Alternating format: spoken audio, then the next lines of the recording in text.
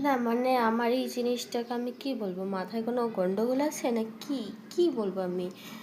আর আমি একা নই, যারা যারা রিলেশনশিপে আছো, মেয়েদের, বিশেষ করে মেয়েদের ক্ষেত্রে, তো মানে একটা ভালো সুস্থ একটা রিলেশনশিপ, ঠিক আছে, কোনো ঝগড়া নেই, কিছু নেই, কিন্তু থেকে থেকে যে কি একটা হয়ে যায়, মনে হয় কি আর ভাল লাগছে না, এবার একটু ঝগড়াটা করতে হবে, এবার একটু ঝগড়াটা করতে হবে, মানে এরকম কেমন একটা বোরিং ফিল হয় না, যে কেমনই একটা লাগে যে কোনো কিছু মুড হচ্ছে না, একটু ঝগড়া করে আসি, একটু ঝগড়া করে আসি, এরকম একটা ব্যাপার।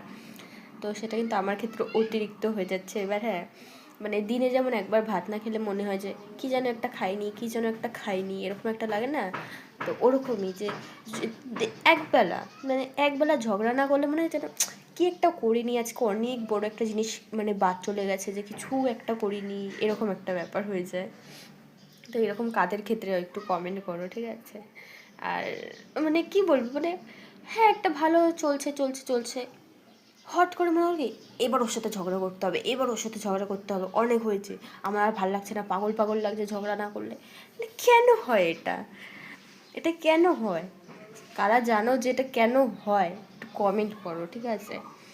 আরে আর বলতে গেলে এখন একটা ঝগড়া চলছে, ঠিক আছে, কিন্তু আমার কিন্তু বেশ মজা লাগছে।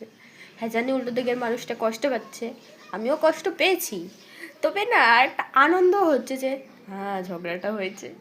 এটা কি মাথার গন্ডগোল কি, আমি না সত্যি বুঝতে পারি না যে কেন হয় জিনিসটা, কি কারণে হয়, একটু কমেন্ট করো তোমরা।